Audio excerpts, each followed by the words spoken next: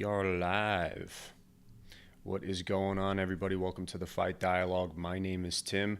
This is Ask Me Anything number 4. And if you have any questions for me, you can, as the name implied, ask me anything.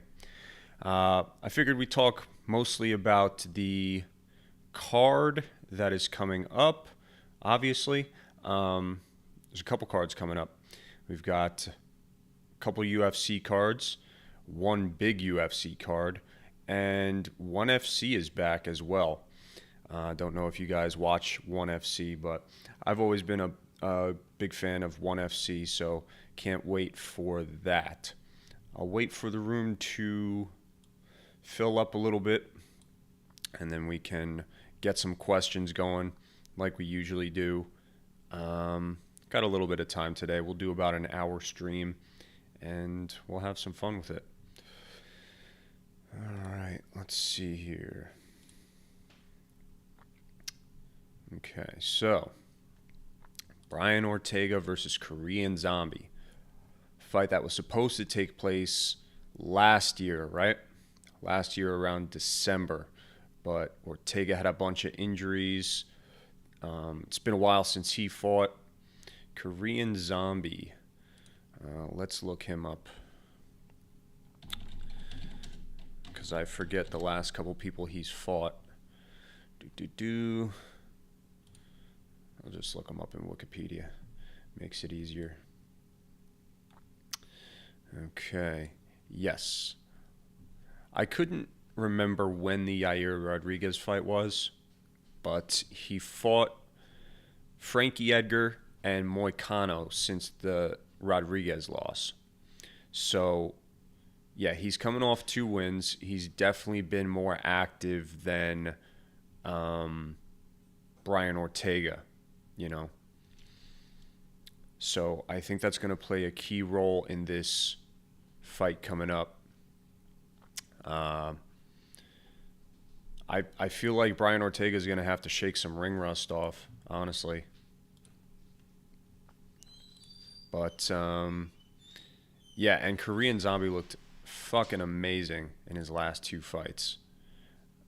I mean, Renato Moicano is a beast, and he knocked him out with pretty much one punch in 58 seconds.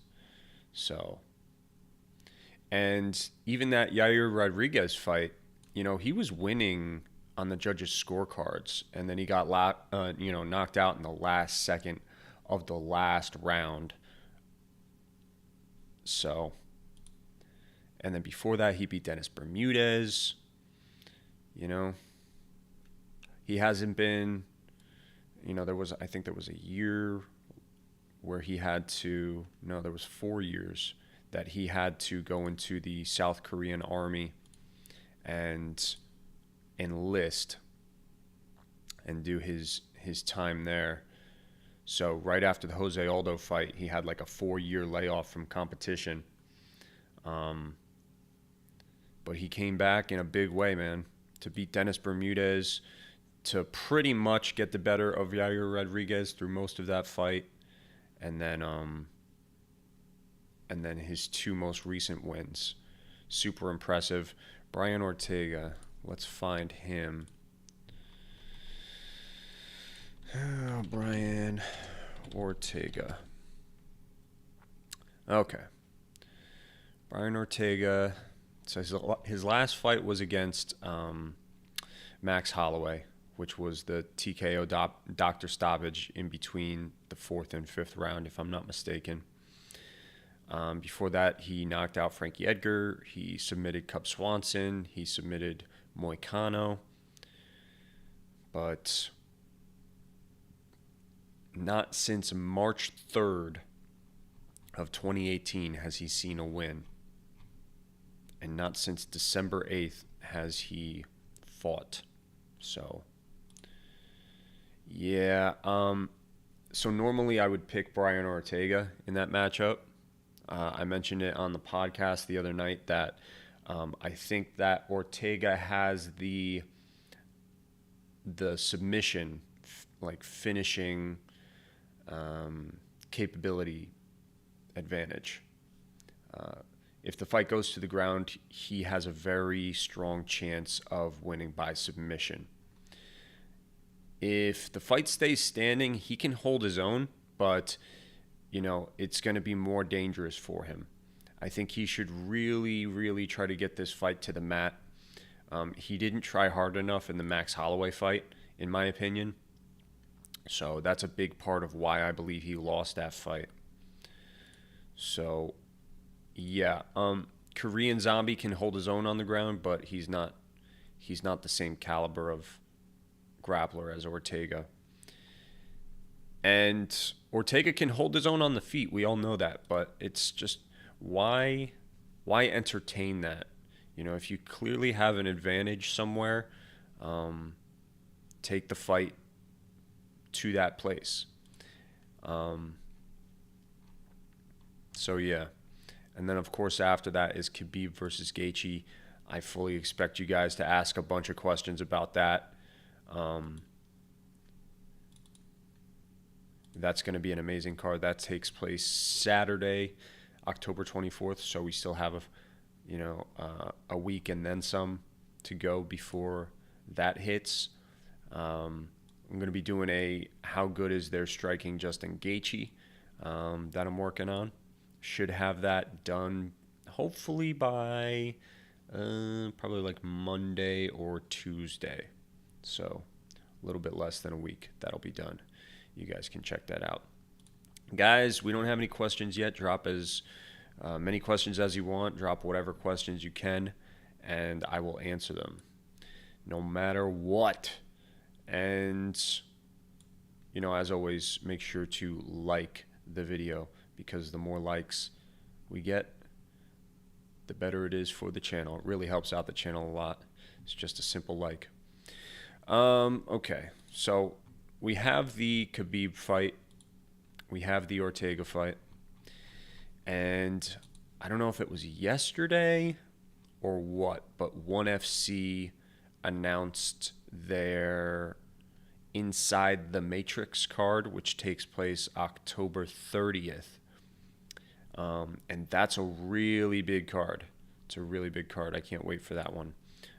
It's what, as an MMA fan, it appears we've been waiting for. We got Alan Asang and Reiner de Ritter. Not too familiar with Ritter, but we all know Angla. He's the ONE FC middleweight and light heavyweight, or is it light heavyweight and heavyweight? I'm not 100% sure, but apparently, according to ONE FC's website, this will be a middleweight world title championship. So I don't know if Angla is going for 3 belts or what, but that would be pretty crazy. And then we have Christian Lee defending his title against Lapicus of Moldova. And then we have Martin Nguyen versus Ton Lee. That should be an excellent fight. I'm really stoked for that. Zhang Jingnan is on the card defending her title. We got Edouard Folayang, if you're familiar with him. I think his last fight was against Eddie Alvarez that he lost, but it was a pretty exciting war. So, yeah, that takes place on the 30th. That's an exciting card, guys. If you watch ONE FC, that is definitely one that you should have on your radar, because the star power is strong for that one, and I'm sure they're going to make a big deal out of that card for sure. Did you guys see that they signed the youngest Lee sibling? She's like 16 years old or something. ONE FC signed her. I'm not sure how that's going to work. I don't know if they're going to actually give her fights, or if it's just like a developmental contract like the UFC sometimes does, and they'll kind of just monitor her amateur career or whatever and go from there. I'm not sure what the juvenile competition laws are in Singapore and overseas, which is where ONE FC is based out of, and I believe the Lee siblings are from Singapore. So I'm not sure what it's like there. I don't know if they let 16, 15-year-old kids fight full contact. Not sure how it works, but that would be kind of nuts if they match her up against, somebody with a big name, or just anybody with any adult would be kind of crazy. But I'm sure she's obviously very talented if ONE FC already signed her, and given who her siblings are, should be really interesting. The UFC actually doesn't have a lot of things listed up on their website right now. Not a lot of events. Right now, it's just showing Ortega versus Korean Zombie, and then, of course, Khabib versus Gaethje.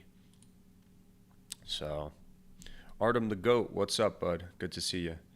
Why is my mustache so sexy? Well, I don't really grow too much facial hair on the sides. I grow a pretty awesome neck beard, but the stash is the only thing I can grow with any kind of consistent success. So you got to work with what you got, people.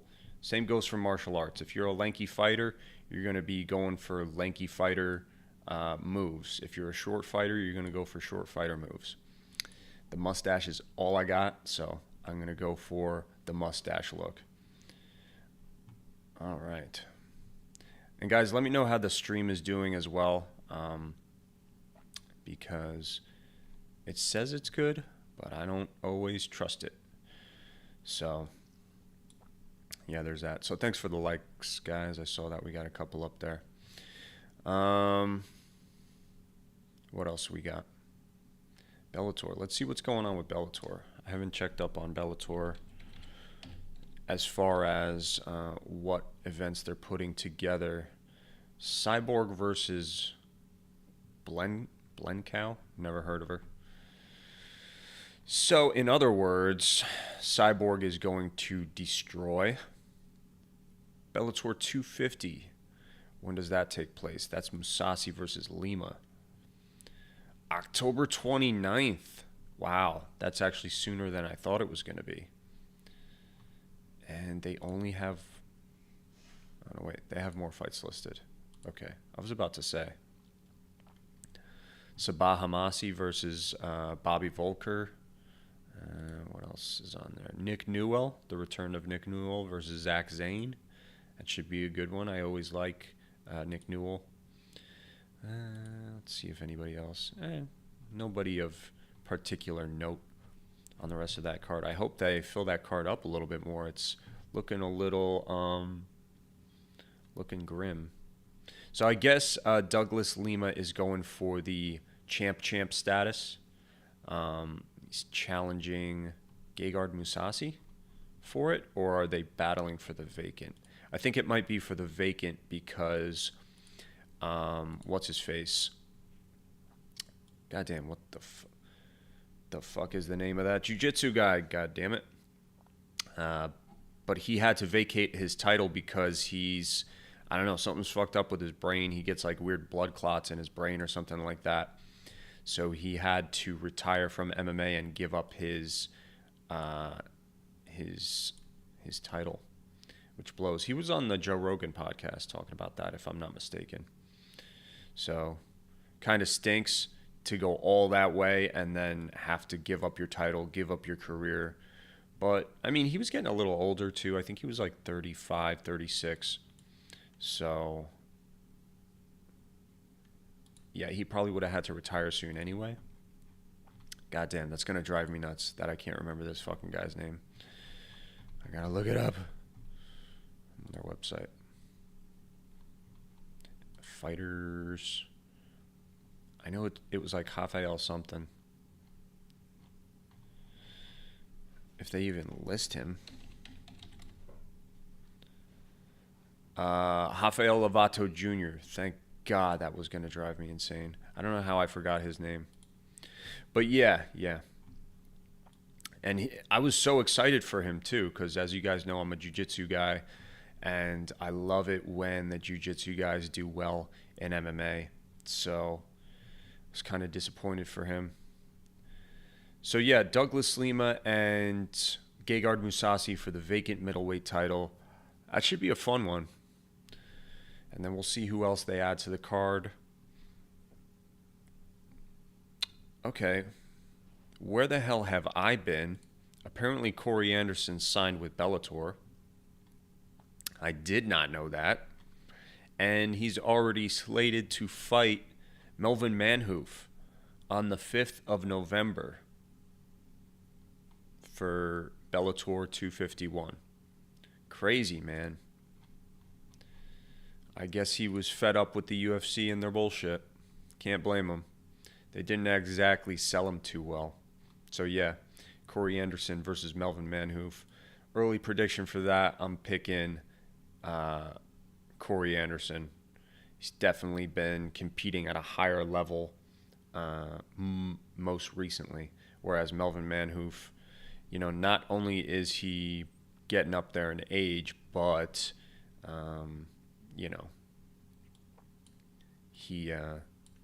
he's not in the prime of his career anymore, and he's been fighting in Bellator for the past few years. But Melvin Manhoef is arguably the best fighter to have never fought in the UFC. So I'm not going to count him out. The guy's got power, and he's a world-class kickboxer. And Corey Anderson's chin has been suspect at times. So, yeah, I'm picking Corey Anderson, but Melvin Manhoef wouldn't blow me out of the water if he got the knockout or something like that.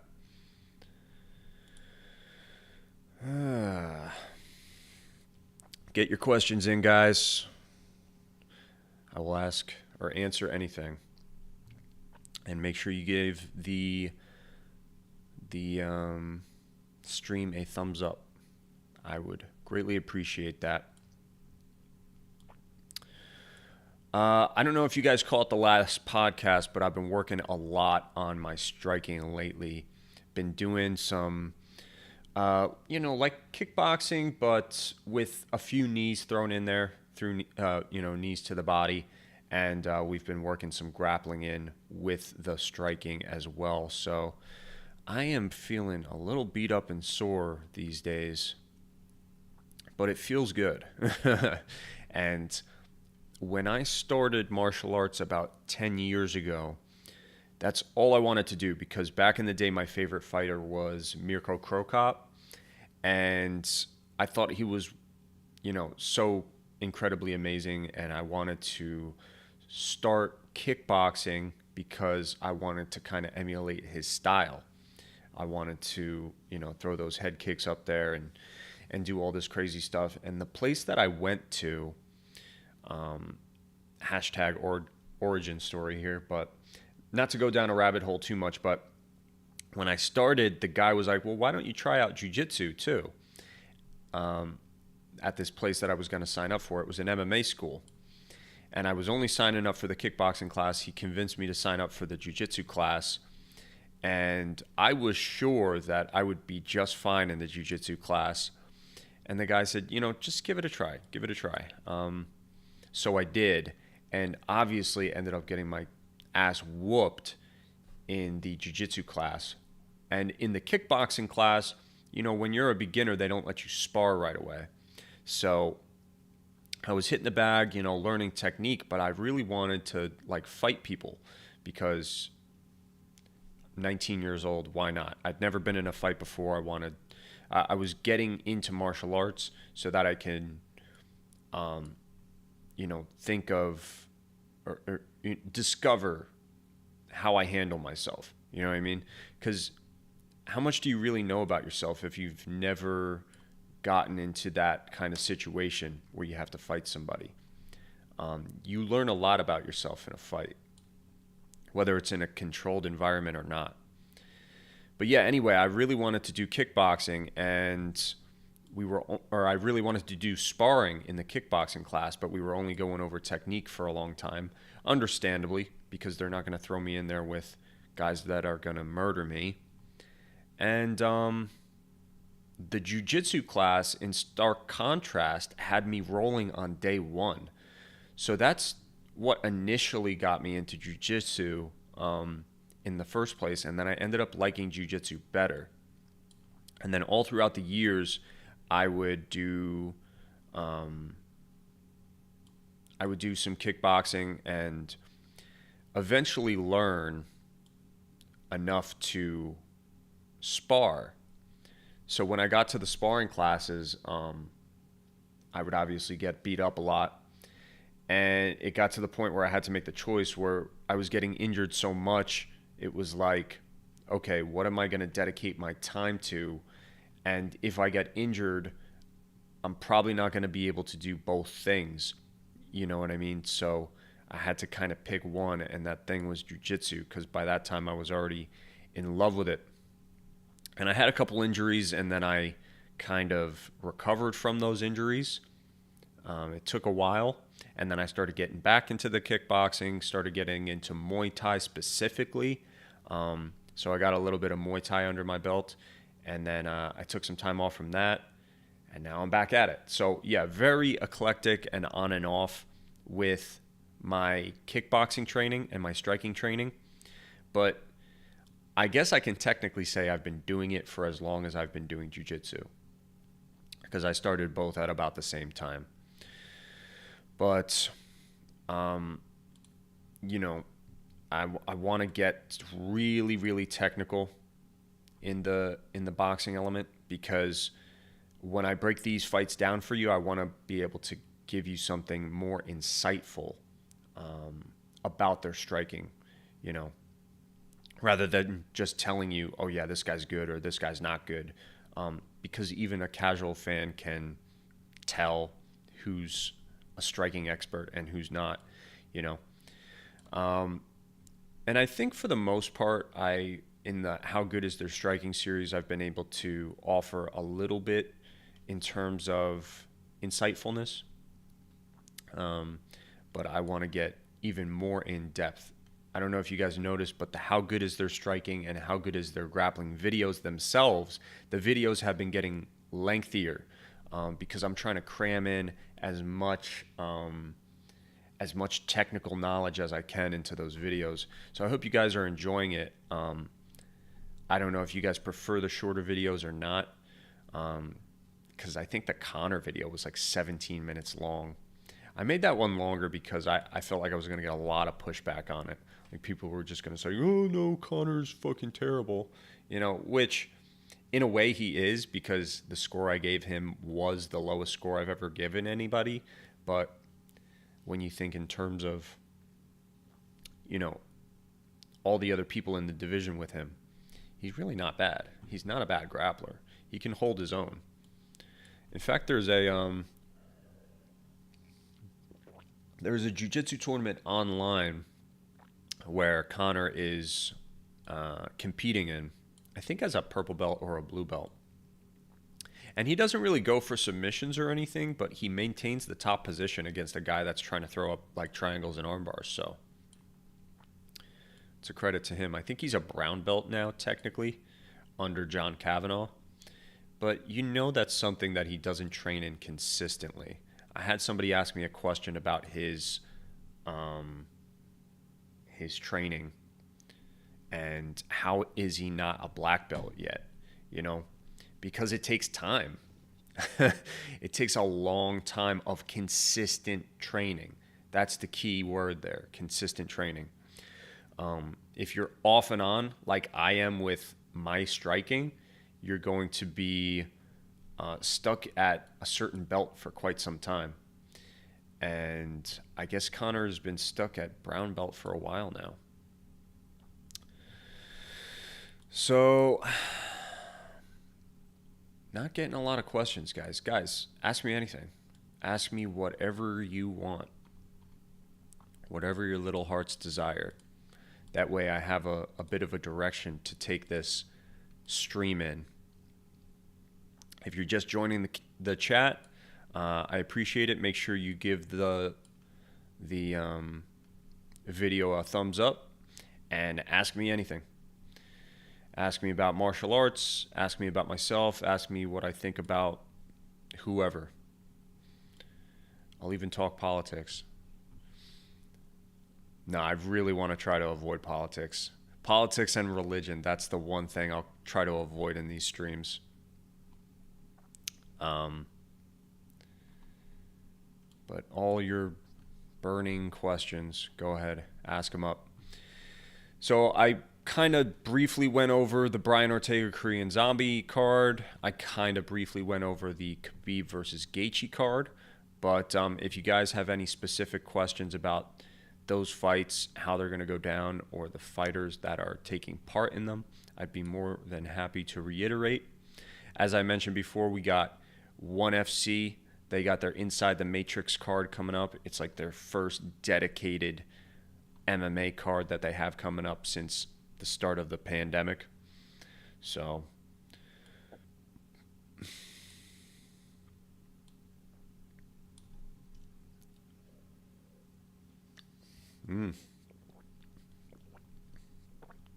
sorry guys, I'm dying of thirst over here. So anyways, but yeah, actually let me pull up that ONE FC website, because I have some gripes with ONE FC. If you guys pay attention to the podcast, you may note that I despise ONE FC's website, because if you take a look at their website here, I don't know if you guys can see it. I hope you guys can see it. Make sure everything's working, yeah. When you guys take a look at their events, you see the very first event or the nearest event will always have like a picture. It'll always tell you exactly who's on the card. And then as you go on down the road, you don't see any kind of poster. And then if we click on Inside the Matrix, this one does have the fighters listed. I don't think it has the preliminaries listed. It's only the main card that is listed. And obviously we got some really good guys on it. You know, got Anlan Sang, we got Christian Lee, Martin Nguyen, Tan Lee, Zhang Jingnan, Edward Folayang. That's going to be a fucking awesome card. But guys, October 30th, this fight takes place at the end of the month, and they haven't even announced the prelims for it. Now, let's go down the line here. November 20th. Let's see if they even tell us anything about it. We got nothing. This thing takes place in 36 days, and we don't even know who the headliner is.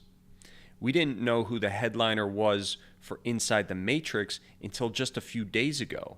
And that card takes place in 2 weeks. A little bit over 2 weeks. So, and then when you look at the UFC's page, in contrast, and you click on events, the only two events that they have listed, as I mentioned before, is Ortega versus Zombie, and then you got Khabib versus Gaethje. And then when you hit load more, it kind of just dies and takes a shit, because the UFC's website is nothing special either. But the cards that they do have listed are actually, fleshed out. They tell you who the fuck is on it, You got all of that card, obviously, and you got all of this card, other than the Makhachev fight, which he still has to, because Rafael dos Anjos dropped out. So they got to find Makhachev a new opponent. But other than that, this card is, it's full. They've got it. It's complete. You know what I mean? So at least the UFC can say that they're being transparent about the events that they have listed. But I don't know why ONE FC always keeps it a secret till the last second. When they were doing live shows, they did the same thing too. Before the pandemic, when you could actually go to see it live, they were doing the same exact thing. And I always wondered, how the hell do they sell tickets to these shows? How the fuck do they do it? Because it's so hard to find information about it up until the last second. Now we got some questions. Finally, halfway into Ask Me Anything, and these are the first questions rolling in. Guys, if you got more than one question, I'd be more than happy to answer. Okay, and I will definitely do my best to do that. All right, so MMA. You got a creative name there, sir. Really narrows it down to your preferred sport. But anyway, he asks who you got winning, Jones or Izzy.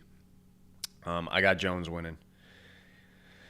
Izzy is too small. He's too small, too skinny.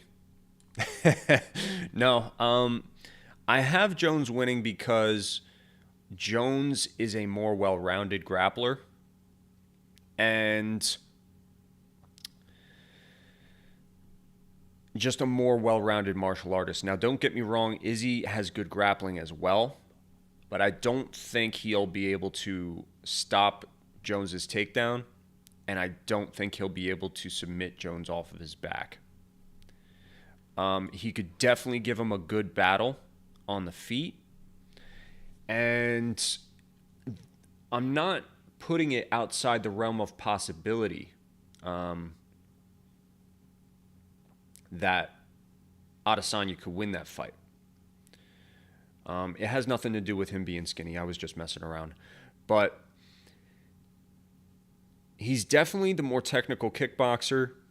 I don't know about power. I don't know how his power is going to translate to light heavyweight, especially since I don't even think he could make 205. He'd probably weigh in at like 200 pounds, honestly, because he's really not that big. He's not nearly as big as Jones is.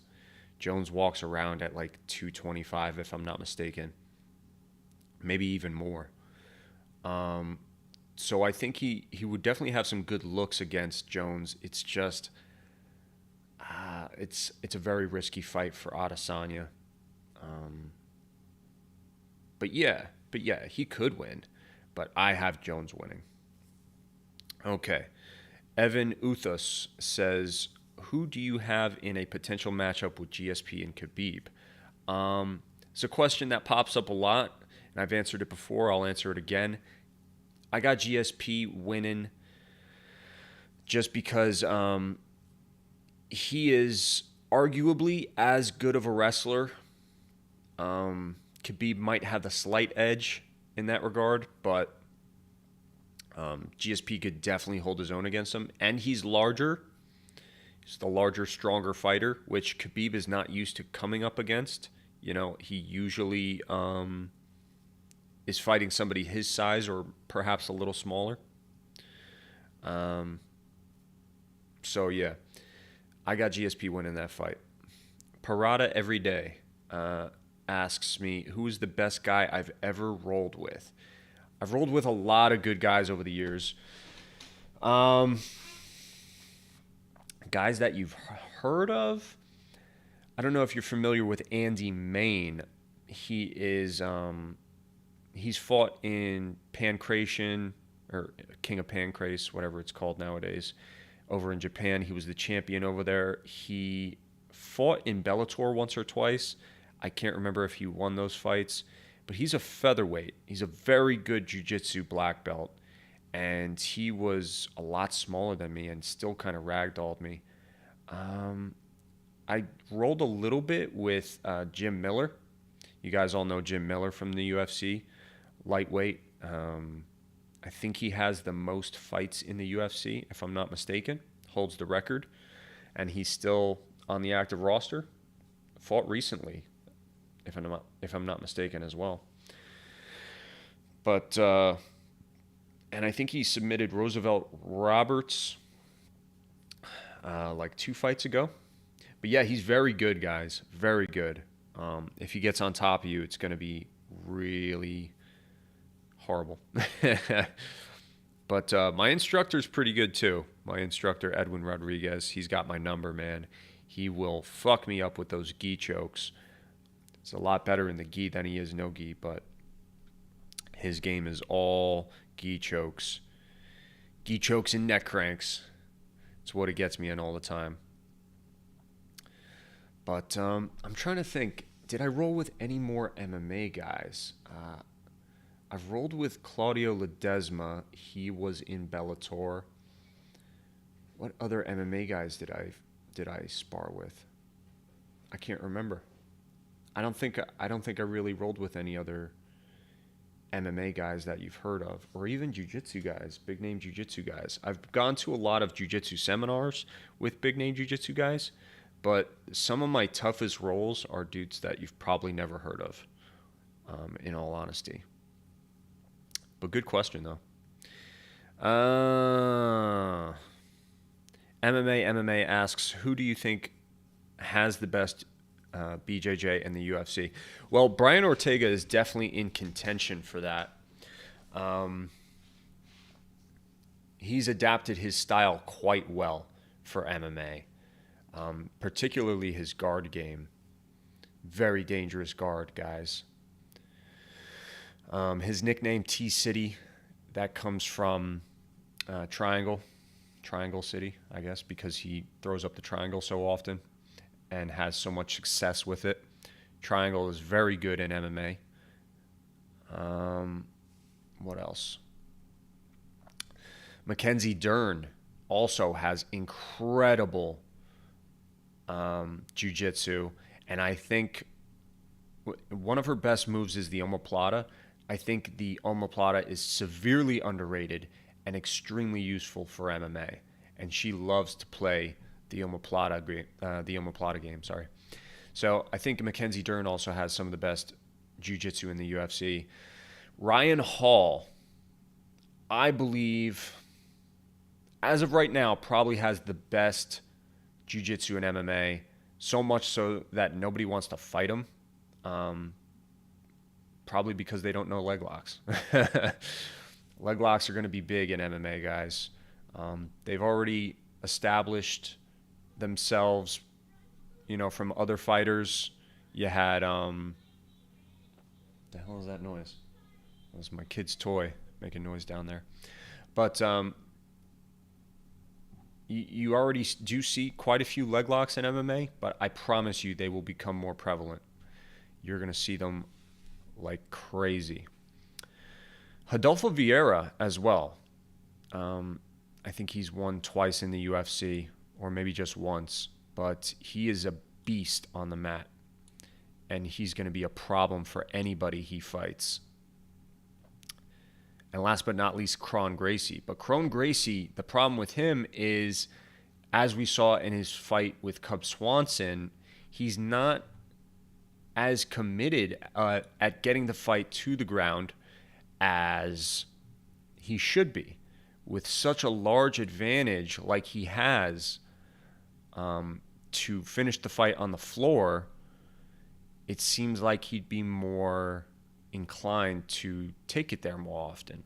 But against Cub Swanson, he barely went for any takedowns. He jumped guard a couple times, but to no avail. So I think he needs to focus more on his wrestling in order for his jiu-jitsu to really be threatening or be effective. Because obviously your jiu-jitsu is not effective or threatening enough if it never makes it to the ground. Paulius Makavicius says, BJJ is a bit trash. Well, I have to disagree with you, sir, but there are a lot of guys who take sport jiu-jitsu techniques a little bit too far and try to apply them to self-defense situations and MMA situations where they're just not as effective. And then you'll see BJJ guys get beat up a lot. And honestly, the thing about jiu-jitsu is you have to have at least a little bit of it. You have to have at least a little bit of it to be successful in MMA. And the first UFC tournaments prove that. So you take any other combat sport, whether it be kickboxing, wrestling, judo, all these things. If you were to go into MMA just knowing one of those things, you would probably lose, okay? Because you have to know at least a little bit about submissions. That is the one thing that is synonymous with jiu-jitsu. Obviously, in catch wrestling, you have submissions. In judo, you have submissions, but judo is an offshoot of jiu-jitsu anyway. And then in wrestling, you don't have any submissions, the sport of wrestling, that is. But in jiu-jitsu, there is a heavy emphasis on submissions. And if you don't know at least a little bit of it, you cannot be successful in MMA. All the great fighters in the UFC know at least a little bit of jiu-jitsu. Okay? And that is pretty much the only combat or martial art, I should say, that you see that, where they must know at least a little bit of it to be successful. So I think that speaks to the power of jiu-jitsu. Guys, we're filling up the questions here, which is great and I appreciate. If you're watching, make sure to give the video a thumbs up, and we'll keep trucking along with these questions here. I don't ask people to do super chats, but I do see a lot of questions here, so if you're really dying for me to get to a question before the stream ends, I will welcome super chats, and I appreciate that support. So anyway, moving on, we got Evan Uthas asking Adesanya versus Wonderboy at 170 or 185. I don't know if Adesanya could drop down to 170. That is a big jump. Maybe a catch weight of 180 or 175. But even still, that would be cutting it real close. That would be really difficult for Adesanya to make, in my opinion. But Wonderboy at 185, that would be an interesting stand-up battle for sure. Wonderboy would have the speed advantage. Even if they were the same size, Wonderboy would have a significant speed advantage. But because of the fact that he's smaller and that the smaller fighters will inherently have a speed advantage, and then you tack on his style, I think Wonderboy has the speed advantage. Adesanya has the power advantage, has the reach advantage, has the size advantage, and probably the grappling advantage too. So I would pick Adesanya to win that fight. Wolfgang asks a two-part question. Why do people keep talking about how good is Conor's grappling? This isn't a shot at you, but everyone with that narrative, especially Josh Thompson, had it not been for the fouls, Conor had it not been for the 15 plus fouls, Conor would not have been as effective with his takedown defense or on the ground. The worst case of Conor cheating in a championship fight was against Khabib. See, here's the thing about Conor. Yes, he does a lot of cheap stuff. He does a lot of things that many would consider cheating, and because it is cheating. What Conor is doing is he's playing the game. He cheats to the extent of what he knows he can get away with. So a little shorts grab here and there. They're not going to take a point away for one short grab, right? They'll probably give him a warning. One shot to the balls, they're only going to give you a warning. That knee against Khabib was very risky, even for him, because that's something they usually do stop the fight immediately for. But the fact was, Khabib was going for a Kimura. That's why Herb Dean let the fight continue, because he didn't want to punish Khabib in order to stop the fight and reprimand Conor for that. So maybe Conor was expecting the fight to be stopped there. Maybe he said to himself, if I knee Khabib in the head right here as he's Kimura-ing me, and that Kimura was tight, guys. That was a dangerous spot for Conor. Maybe Conor thought in his mind, well, if I knee him in the head, because it's such an egregious foul, that they will stop the fight and I will be able to be freed from this Kimura by virtue of the ref stoppage. I wouldn't put it past him, honestly. I really wouldn't. guys, to answer your question, why do people make a big deal out of how skilled he is? It's because there is skill there. He does know what he's doing as a fighter. Even if you take away all the fouls, there is technical knowledge there that can be analyzed, that Conor possesses. So yeah, I don't agree with all the fouls that he does either, but you have to look at his skill for what it is. It is existent, you know. He does have good takedown defense. Yes, he grabs the cage sometimes, but if you look at all the times he's not grabbing the cage and defending the takedown, he's doing it well. He's doing it with finesse. He's doing it with knowledge, okay? So don't be upset with an analyst for analyzing his skill without pointing out the fouls and the criticisms, because yes, they do exist, but there is still strong abilities there. Okay, we got a lot of questions here. MMA says Rodolfo Vieira is very underrated. I agree with you, sir. He's going to be one of the bigger names in the sport within the next few years. Cameron Merriman asks, what style do you believe is most effective standing up, and what style do you think is worst? I'm asking based on what you've seen work by multiple fighters. Well, I can say from experience and by watching it that the more effective striking arts will be the ones that have the least amount of rules in their respective combat sport. So kickboxing is good to know, but once it gets to the clinch, they don't know what to do, because in the sport of kickboxing, it's usually broken up when they clinch. Now, there's many different kickboxing rule sets out there, and that doesn't apply to all of them. But usually, once it gets into the clinch, they break them up. And even if they allow the fight to take place in the clinch, there's usually only a certain amount of techniques you're allowed to do.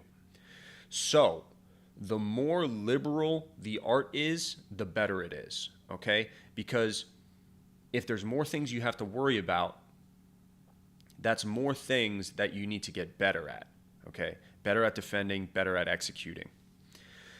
Muay Thai, very liberal rule set. You're allowed to use all your limbs and your elbows and knees, and you're allowed to clinch, you're allowed to grab, you're even allowed to sweep and take down, okay? So, Muay Thai is probably the best in that regard. The one thing that I will say has a one-up on it is Lethwei.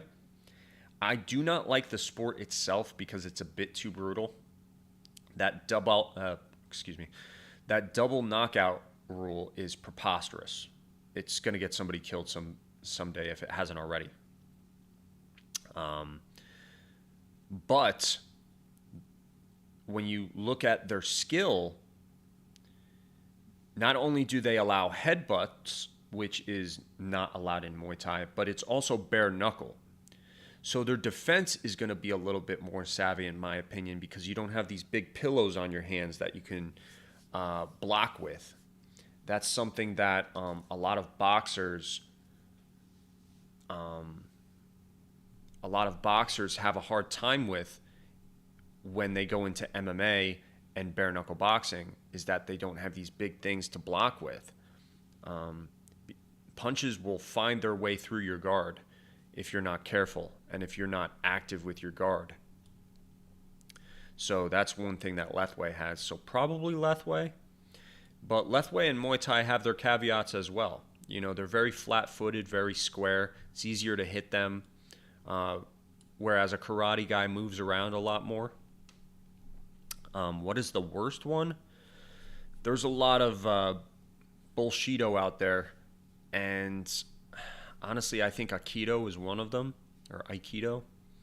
I don't think there's much there. but I do believe that in every martial art there is some takeaways. There are some things about Aikido that I think can be nitpicked and applied in a real life situation, but the vast majority of Aikido techniques don't work under a pressure test, unfortunately. I think some martial arts, uh, some martial arts were invented a while ago, guys. There's some martial arts that focus on weapon disarms and weapon usage, and those weapons are antiquated technology. You know, they're swords, they're nunchucks, they're things that people don't use anymore, and you're not going to use in a real life fight. But that doesn't mean the martial art is illegitimate. Just because they use swords or knives or things that you're not going to see that much anymore, that doesn't mean the martial art is illegitimate. And the reason I say that, and I make a point of saying that, is because a lot of people I've spoken to, when they see that, they're like, oh, that's bullshit. It's not. Why? Because when that martial art was invented or created or whatever you want to call it, they were using swords and stuff back then. Okay, so it makes a lot of sense. So it may not be practical, okay, but it's not necessarily bullshit. I'm going to get a few more questions in here, guys. Probably do another 15 minutes streaming here, and then we'll call it a day because I got work later. But good questions so far, and I'll try to get to as many as I can. And if you hit the super chat, I'll make sure to get to those first. Artem the Goat asks, what is the difference between a Darce choke and an Anaconda choke? Okay, so a Darce choke, it's the same exact grip. It's a figure four grip with your arms right here. And you utilize that figure four grip in order to trap the guy's arm against his face. It's a type of head and arm choke, right? The difference between those two is for an Anaconda lock, your lock, or the part where both of your limbs meet and create a link, that lock is on the side of their armpit or their arm. So when you grab it, your hands or your limbs are going to be locked over here. Whereas with a Darce choke, they're locked on the other side. Okay, so you're going from here to here. Okay, and now if you look at this guy, his lock is going to be over here on the neck side. Okay, and the arm is, or one of your arms is just going to be wrapped around here, and your arms are going to come together and meet right here. And the difference with that is, yes, both are chokes, but a Darce choke is a little bit more painful in my opinion, because the blade of the person's forearm, when you feel your wrist, like feel the lower part of your wrist right here, it's very bony, or at least mine is. And when you put that right on the side of the neck, that's a very, very tight grip right there. It's very painful, okay, in addition to the choke. And guys tap quicker to the Darce. Trust me, a guy fucking jacked my neck up with a Darce one time. So yeah, that's the difference. Patrick Brannigan, what's up, my buddy? Patrick Brannigan says, even Kimbo Slice took the time to learn Brazilian Jiu-Jitsu. Yeah, you're absolutely right. Everybody's got to learn at least a little bit. Okay. Wolfgang says, no doubt in my mind, and a lot of other people believe that Herb got paid handsomely for his BS reffing in that Conor versus Khabib fight. Plus 15 fouls with no disqualification, point deductions, so on and so forth. I don't think it was fixed, if that's what you're suggesting. I think Herb's a good ref, but Conor's sneaky, man. He knows what he can get away with. I'm not condoning any of the things that he does in or out of the octagon, but he knows how to play the game. He'll get away with whatever he knows he can get away with. Excuse me. Slice and Dice asks, Izzy or Jared Cannonier? I like Izzy in that fight, but I'm rooting for Jared Cannonier to win against Robert Whittaker. I have nothing against Robert Whittaker. I just want to see some fresh blood against Adesanya, but I like Adesanya for that fight. Cameron Merriman asks, also not MMA related, but fun question. Mike Tyson versus Roy Jones Jr. Both guys are really old, and I don't know how their chins are going to hold up against each other, but Mike Tyson is looking like a beast, man. Roy Jones is looking good too, and it's going to be a hard puzzle for Tyson to solve because he's never had to deal with anybody like Roy. But I like Tyson for that fight. A video on McGregor striking would be great. That's something I definitely plan on doing in the future. I kind of try to base it around when these guys are about to fight, or at least when they're trending, because YouTube, you got to get them views, right? So if this Conor versus Poirier fight is official and it takes place in November or December like they say it's going to, then yeah, I will make a Conor McGregor How Good Is Their Striking. Al's in the chat. He says, your mustache is awesome. Thank you. I am holding on tightly to my title of best mustache in combat sports podcasting. It's a niche title, but it is mine. Nobody else can have it. Wolfgang with another two-parter here. I've watched Herm's atrocious excuses for not deducting points for any of Conor's fouls, including the clear knee cut in front of Herb. Herb could have deducted a point from Conor at that time or at the end of the round, which happens in boxing, to not interrupt the action. That's a good point. He definitely could have. I'm not going to argue with you there. That way it would have allowed Khabib to still stay on the Kimura, and if Conor survives it, then you take a point at the end of the round. Not that it would have mattered much, because he got finished in the fight, Let me get to this super chat real quick. Evan Uthis. Oh, he says, I like your content. Keep it up, man. Thanks, Evan. I really appreciate that, sir. But anyway, back to the questions. Artem the Goat says, would you agree with me that Damian Maia and Fabricio Verdum are the all-time best BJJ artists in MMA of all time? Probably, yeah. Damian's definitely up there. Damian Maia adapted his style a little bit better for MMA than Fabricio did.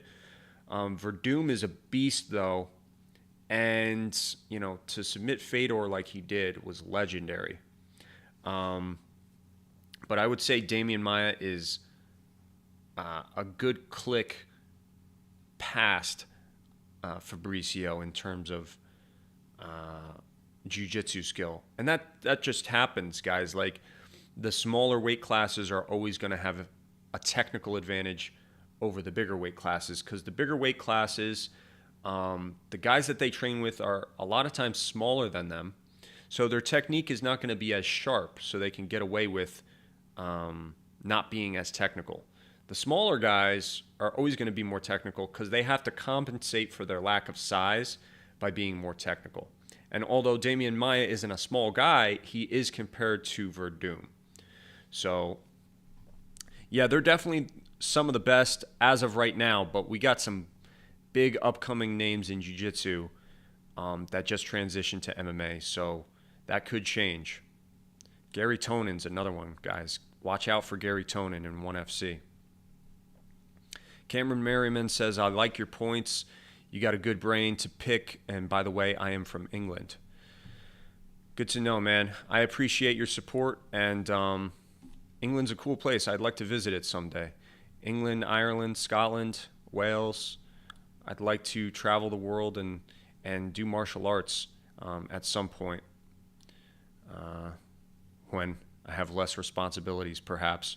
Less responsibilities or more money, whichever comes first. Ronnie Dogan says, Aikido's said to be good for movement and coordination. I don't doubt that. I've always said something's better than nothing because it's better than sitting on the couch, right? So, yeah, for self-defense and for MMA, I think Aikido's just, it doesn't have anything practical to offer. Cameron Merriman again says, I trained Aikido, but I've never seen it in MMA. I'm right there with you. I'd say Aikido is amazing to learn, actually, but it's not trained for fighting. I'd say it's like good for improving skills in other martial arts. Yeah, I mean, I'll give you that. If you guys know of Rokas, Martial Arts Journey is the name of his channel. He was the Aikido guy that transitioned to MMA. He's got a lot of insightful things to say about that transition. So if you're more interested in that, I would definitely check out his channel. Ronnie says, I'd like to do Kendo. I'd like to add Kendo to my MMA training very badly. I'm not really familiar with Kendo, so I can't say how effective that would be. Cameron says again, Aikido is good for flow, but it's not practical as a fighting option. Kind of like how Anderson Silva did ballet. I did not know that Silva did ballet, but that is interesting. But yeah, guys, anything that can, you got to think with an abstract mind here. You got to think, so Lomachenko, the famous boxer, took up dancing lessons in order to have better footwork in boxing. You got to think outside the box when it comes to your training sometimes.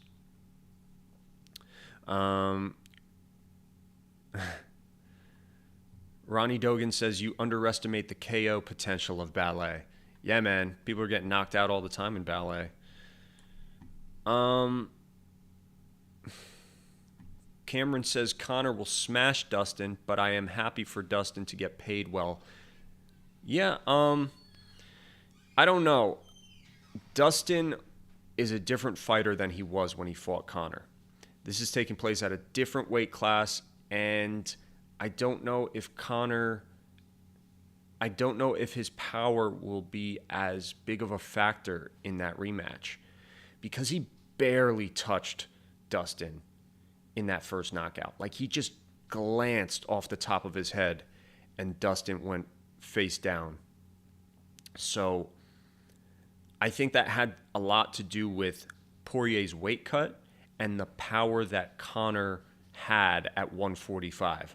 145 Conor is scary, dude. And the fact that he doesn't want to make that weight anymore, or can't make that weight anymore, is a little bit sad, because he was a beast at 145. But he looked fucking skeletal at 145, so I don't blame him. Wolfgang says, I appreciate you going through every question, comment, and unlike others who would skip over most, even when they clearly have time to.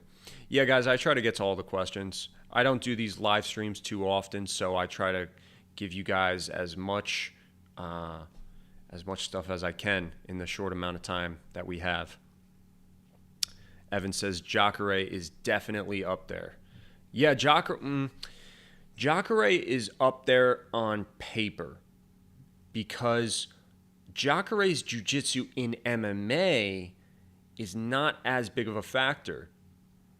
He won more fights by submission earlier in his career, but when you look at his UFC career, he only really submitted the guys that aren't very good at jiu-jitsu, to be honest. I think that Jacare should incorporate more jiu-jitsu into his MMA game if it's not too late. It is kind of the twilight of his career. But you got to look at the guys that adapted their jiu-jitsu style a lot better for MMA, such as your Damian Maias, your Ryan Halls, your so on and so forth. BJ Penn is another good example. Patrick Brannigan says, when you're inevitably famous, make sure you vlog your worldwide MMA travels to Scotland, Ireland, and Wales. Yeah, that'll be the day. That'll be the day. I'll go other places than just that, too. I'll go all over. Thoughts on Chimaev? Dana said he's getting an opponent in 2 days. It's another reoccurring question to this channel. I will say that Chimaev is very skilled, standing up and on the ground, and I think he has a bright future in MMA. But I would advise caution at overhyping this guy, because that overconfidence can be good,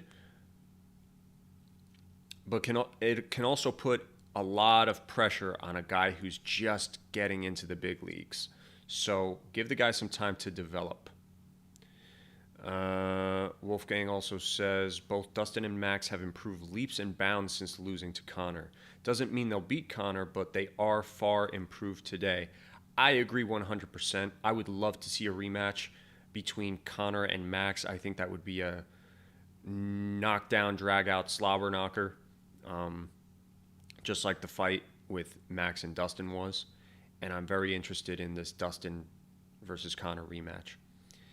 Patrick says, what are your predictions for Conor versus Manny? You guys might not like to hear this, but I got Conor winning that, honestly. Just because Manny is past his prime. If we're talking Manny in his prime, I'm going to say Manny all day. But given the respectable amount of success that Conor had landing strikes against one of the best defensive fighters of all time, Floyd Mayweather, if not the most defensively successful fighter of all time, given how many shots he landed against Mayweather, which was quite a lot, Pacquiao is going to entertain more of a fight that Conor is accustomed to. He's better technically, but I think Conor's bigger. He's got more power, and in those first couple rounds, he's dangerous. So I actually think Conor can win that. But I don't think that fight's going to happen, honestly. I think it's going to get shut down. Oh, boy. Okay, these will be the last questions here, and then I'll get off for the day because I got work later. But let's kind of blast through them. Francesco Genovese, good to see you again, my friend. He says, I think Conor's home is 155. He can't seriously think of beating Kamaru at 170. Usman would chew through him and spit him out. Yes, I agree. 155 is an excellent weight class for him. 170 is too big. Usman is a monster. You are correct. Cameron says, Conor hits you, you don't see it, and that's why I believe he's so hard. He hits so hard. I don't believe he's... you got to word your questions a little bit better here, bud. I don't think he hits as hard as people say. Like Tyson says, the hits you don't see coming are the ones that knock you out. Yes, you're absolutely right. It's the ones you don't see that fuck you up. And Conor has excellent timing as well. So those counters are nasty. Cameron says, Nate Diaz needs a fight. Who do you think would be a good matchup? I've heard rumors of him versus Chimaev. I think that's a big step for Chimaev. Honestly, I'd like to see Nate Diaz versus anybody. Anybody.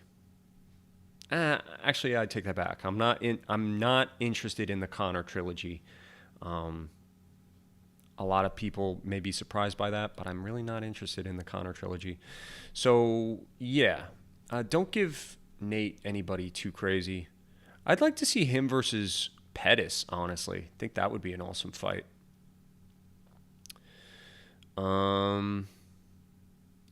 Francesco asks, did you get a new tattoo on your right shoulder? No, I did not, but maybe more of it showing. Yeah, it's just my family crest here with some Celtic knotwork going on. Lena says, I know nothing about fighting, but you go, Tim. Thanks, Lena. Oh no, I hit the wrong button. Okay. Francesco says, Conor looked awesome at 170, but let's face it, Cerrone is way past his prime now. Yeah, I agree. And not just that, but Cerrone is a slow starter, whereas Conor is a fast starter. And if you notice, usually when Conor fights at 170, it's the guys that they are bigger than him, but they're more natural 155 pounders.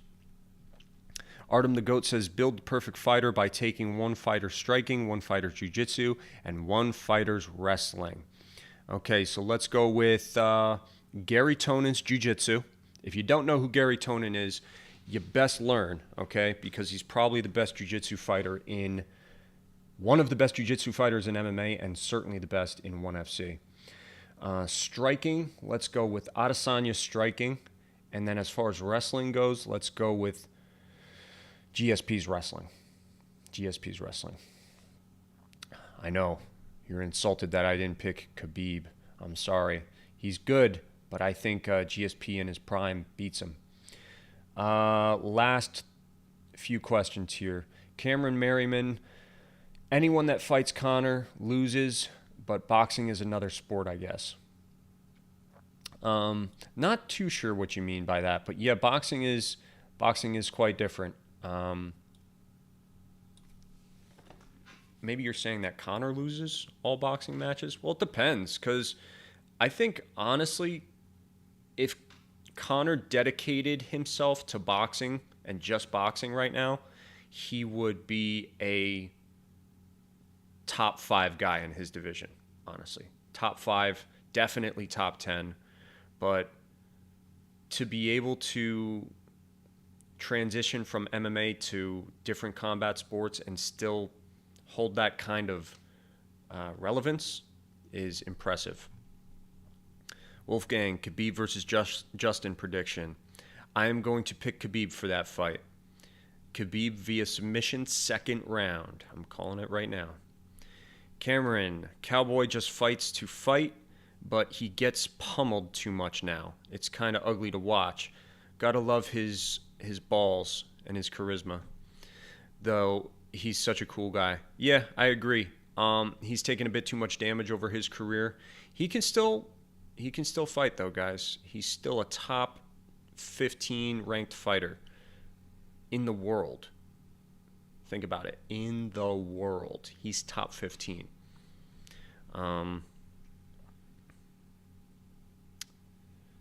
Last two questions. What is your definition of fight IQ? Also, what would you have said Khabib's grappling with GSP's wrestling, if that makes sense? Well, Khabib would have scored a little higher because his wrestling out in the open mat is excellent, but not as good as his wrestling is when it's up against the fence. And I think that's the main difference between GSP and Khabib.